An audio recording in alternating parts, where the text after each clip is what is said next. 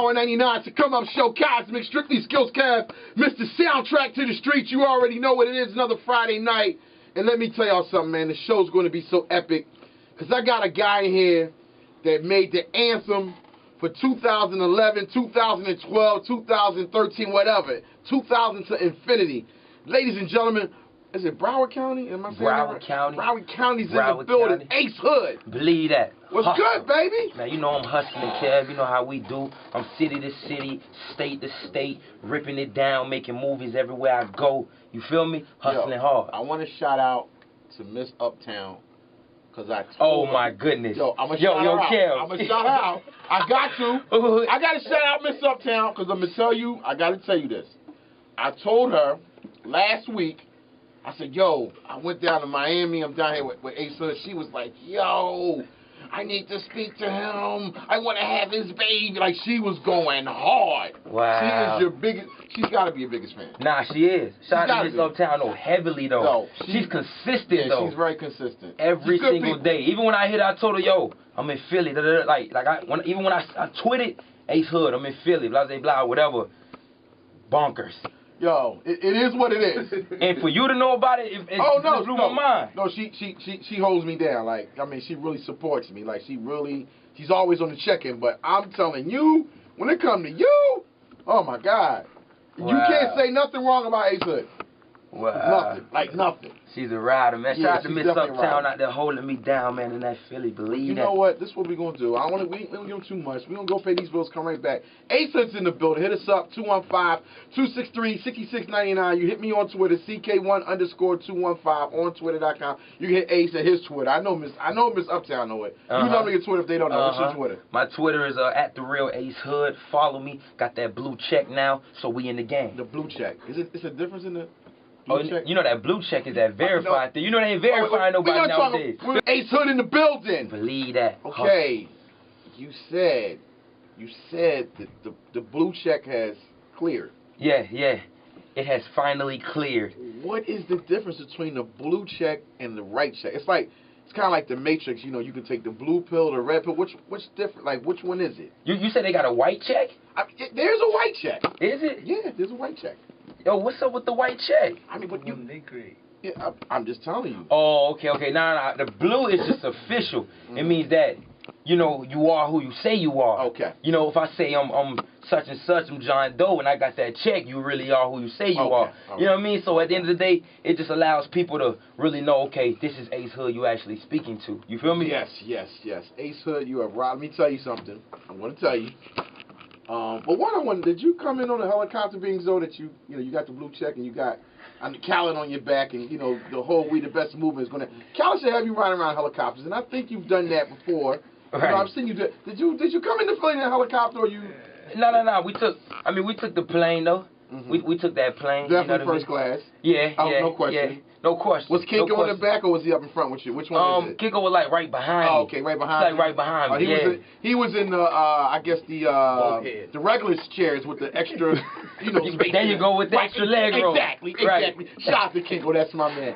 Anyway, man, I want to tell you, Hustle Hard, man, it's just like, it's definitely one of the biggest records in the club, period. It represents...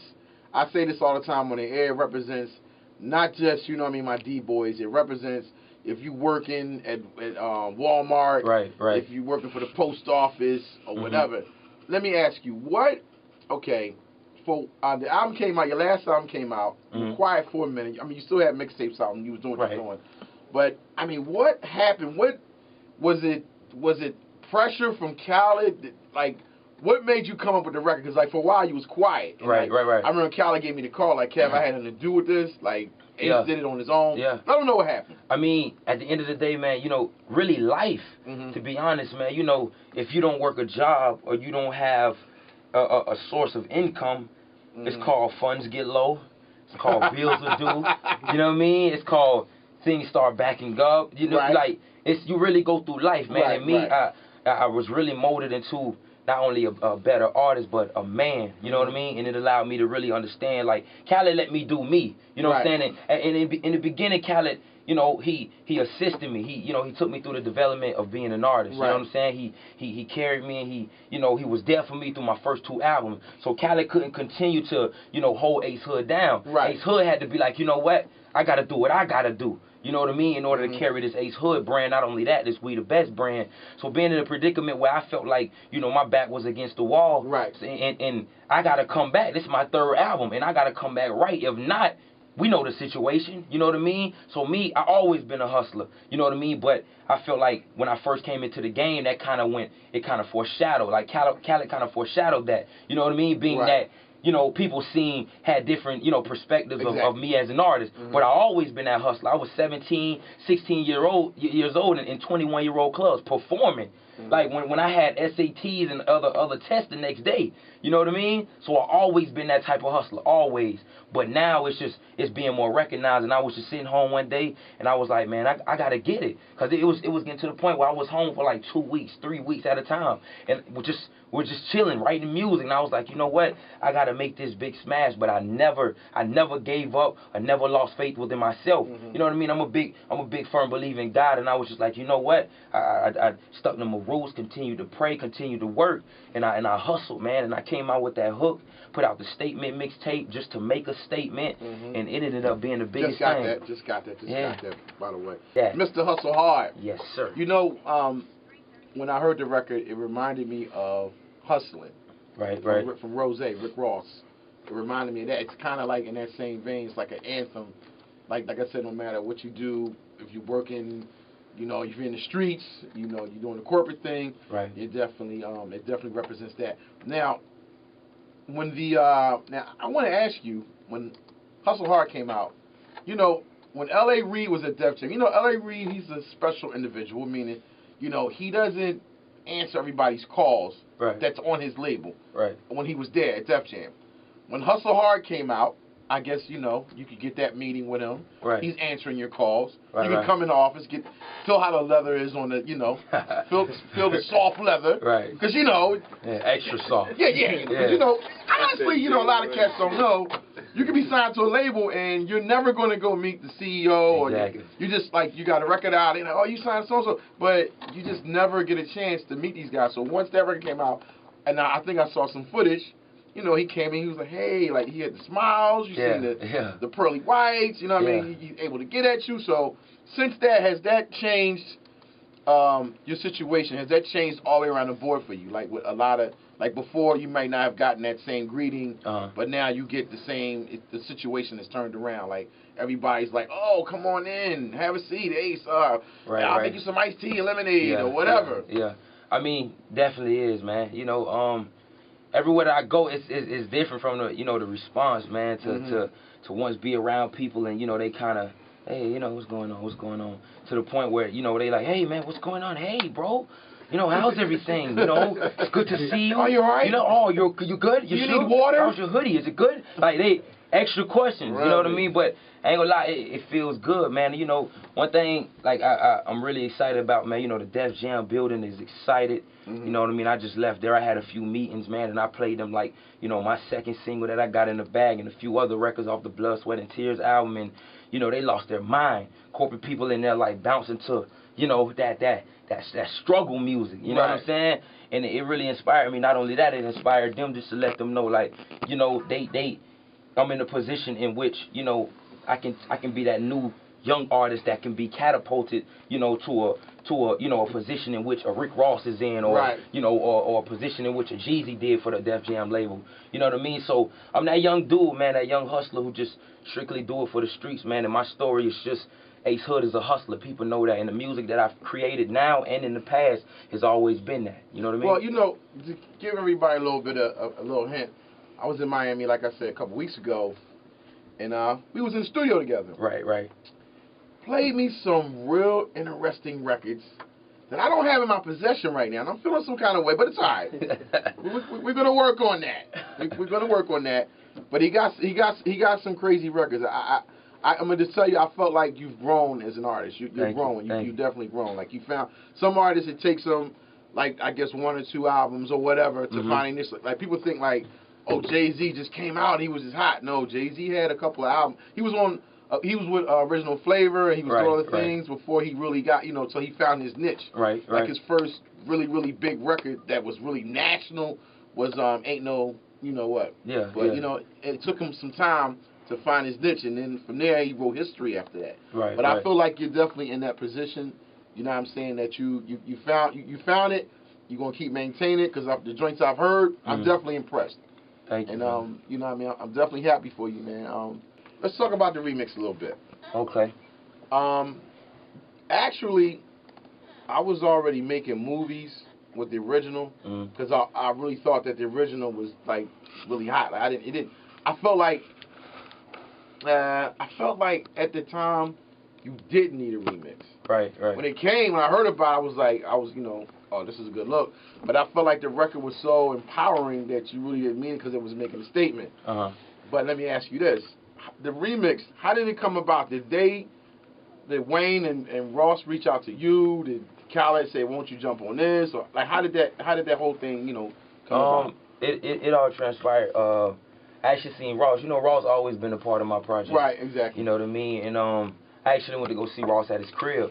Went to go check Ross and was like, "Yo, Ross, you always supported me, in my past projects or whatnot. So, I would love for you, to be a part of the remix." I just wanted to get it together early. Cause, right. I Khaled be on, let's get it together early, so we can put it in the bag and we can have it. So, my main thing in my head, I just had Ross on it so far. And then, it ended up being, once Wayne jumped, it ended up being Wayne's favorite record. And that's the record he loved. He would be in, like, I wouldn't even be around. He would be, what was it, New Year's Eve, I think? Chicago. New Year's Eve, Chicago. He performing the record. Like, he's performing the record. He got paid $250,000 to be there. He's performing the record. Right. You know what I mean? Nobody around. No We the Best affiliate. Nobody around. Then I ended up going to Live on Sunday. We got the big club, Live. Ended up seeing him there. Record came on. He lost his mind. The whole Young Money, Cash Money. He over there rapping the record to me. Big bank in my pocket. Da-da-da-da-da. Whatever. So time went by. Ended up seeing him again there. And he approached me about it. So Wayne was just like, yo, I need to be a part of that remix. I would love to be a part of it, blah, blah, blah, whatever. And I was just like, yo, so we ended up exchanging emails and all that. I sent it to him. He sent it back like 2 or 3 times. That's Wayne. You know what I mean? And for him to for the turnaround time to be like a couple of days to get that back is huge. Because there's some people who submit verses and records and songs to Wayne, and they probably don't get it back to 3 months later or never. You feel me? So for that, man, that's huge, man. That's like a life change. Did you feel like, because I'm not going to count Rose, because like you said, Rose's family. Right. Did you feel like when Wayne approached you, did you feel like, oh, now I know this record's out of here? Like, did you feel like, okay, it's official now, because Wayne is coming at me, asking me to jump on it? In a way I did. I felt like it would be, an amazing look. I don't know if I felt like it was out of here. I just felt like it had the capability. Okay. Since I got the hottest, one of the hottest rappers in the game on it, and I was just like, I feel like this record has the capabilities of possibly going #1. Who knows? You know what I mean? So once he got on, I was like, man, it's gonna do something. It's definitely gonna do something, man. But the remix dropped a little earlier than I expected or I wanted it to. Being that Ross version leaked a bit earlier. Right. You know what I mean? So once that leaked, we was just like, man, we might as well leak Wayne version as well. And you nowadays with the music business, like, you got to drop things right, because certain things it can hurt you. Right. You know what I mean? But it ended up working for the best, man. Exactly. I gotta talk to you about this Feet League. There's a lot of videos that you have on the internet. There's one specific video. It's called Sex in the Morning. Right. I just want to know and I'm looking at it if I'm like a fan or somebody that's never been around that kind of thing. What actually happens after the video? Is there any video after parties? Like, what go? I mean, you gotta tell me. I gotta know. You gotta give it Gigi laugh. Yeah. I mean, sometimes it's extra curriculum. Yeah, extracurricular. Extra festivities that go on after the. Right, because You know. I'm gonna tell you, if I was doing videos, if I was a video director, or if I was actually the artist, I'm gonna do a video after party. Right. And only the cameraman's not allowed. It's one of those kind of parties. Right. Like, shout out to my man Anthony from Run the Streets. Shout out to your homie. Yeah, shout out Andy, boy. Andy, but Andy and we don't need the cameras for this. This is an after party that just us and it's a cast crew after party. Yeah. Yeah, I mean, does that happen? I mean, just I mean, I don't know if it happens exactly like that. Oh, okay. But it usually, right. Some things usually carry on. Oh, okay. From one video it's like shoot. the bonus footage. Right. Without the footage. Yeah. You might use your footage. Exactly. But you don't use the camera footage. Right. You may use cell phone footage. Right. You know what I'm saying? Right. Something like. Yeah, I just. I don't know. I had that because I was watching that video and I'm like, man. Why he ain't? Like, I think that, and I forgot the Gucci Man video that he did. What is that joint called? Is it Making Love to the Money or Making Love? I forgot, man. It's like he had like about 1,000 girls in there. Right.